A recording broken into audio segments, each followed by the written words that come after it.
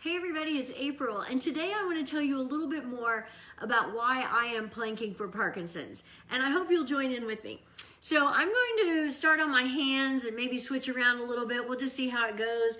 Hopefully you'll plank too, maybe at least part of the time. You don't have to plank for 5 minutes. It's totally up to you. So starting off on your hands in a table position, pull your shoulders down your back, then lift your upper back, separating your shoulders. Pull in your belly, come up on your toes, shift your weight forward slightly, and the timer has begun. So once you get into your plank, you want to do all of that again. Separate your shoulders again, pull in your belly again, tighten up your glutes, maybe even press your heels back. You've got a nice long spine, a great plank going on.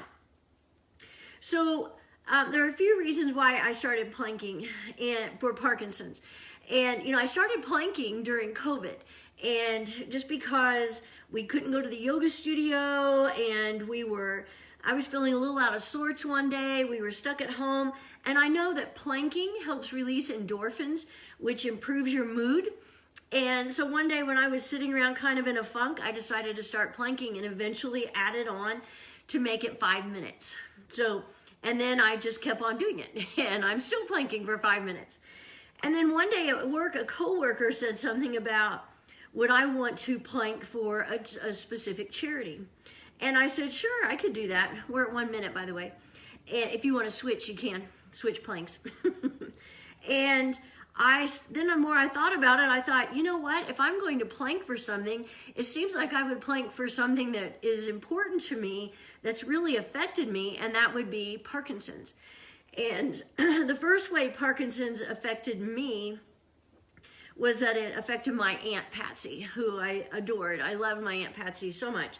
And that's my mother's sister. And she started developing symptoms. And unfortunately, she wasn't able to take medication for that.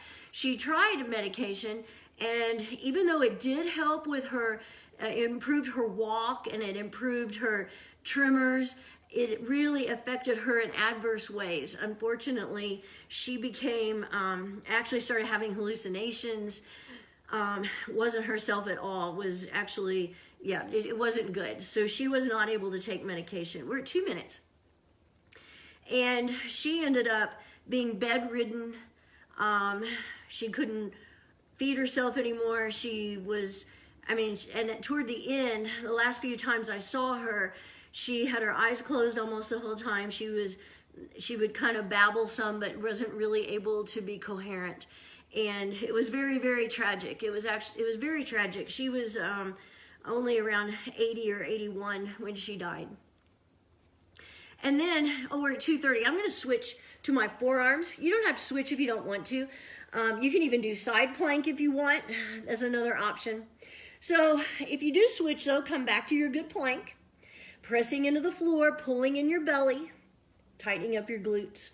So then, unfortunately, my mother also started developing symptoms and signs of having Parkinson's. And what's ironic about it is, 3 minutes, what's ironic is she first started talking to her doctor thinking she had Parkinson's, and her doctor said, no, you don't. But she had a tremor kind of in it, more of like in her chin, around her mouth, and then in her hand. And it got to where it started affecting the way she walked, and with a shuffle, and her chin was down to her chest a lot. She got to where she couldn't write anymore. She couldn't write her name. She couldn't cut her own food. 3:30. But then luckily, my mother was able to take the medication. It took her 2 or 3 to find the right mix for her, I guess the right amount, I'm not sure, the right medication. But once she found that correct medication, she was able to write again. She could cut her own food. She doesn't walk as shuffly as she did, but it's still having effects on her. 4 minutes, I'm going back to my hands and I'm going to do side plank. I love side plank, that's one of my favorites. Lifting your hips, reaching your upper arm to the sky. So one of the things I've learned about Parkinson's since it happened to my aunt and my mother is one of the best things you can do to help prevent it and to slow the symptoms is to exercise. And I feel very fortunate that I was already practicing hot yoga and already planking. And so I'm hoping that that will help me if I either to delay the onset of Parkinson's, if I even will get it. I may not, I don't know that. But also, if I do get it, I'm prepared, that I know that if I exercise maybe a little bit more, because it's moderate exercise that really makes a difference. So not just a casual stroll, but some really brisk walking or running or riding your bicycle or doing some really vigorous hot yoga, which I do several times. We're at 5 minutes, by the way. I'm just gonna hold a few seconds longer. That it really does make a difference. So, and that's one of the things they have found with their research for Parkinson's.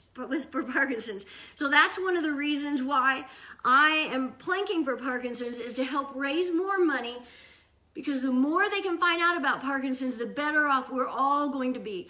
People who are already diagnosed, and for people who may develop symptoms of Parkinson's, or maybe someday they'll even find a way to cure it.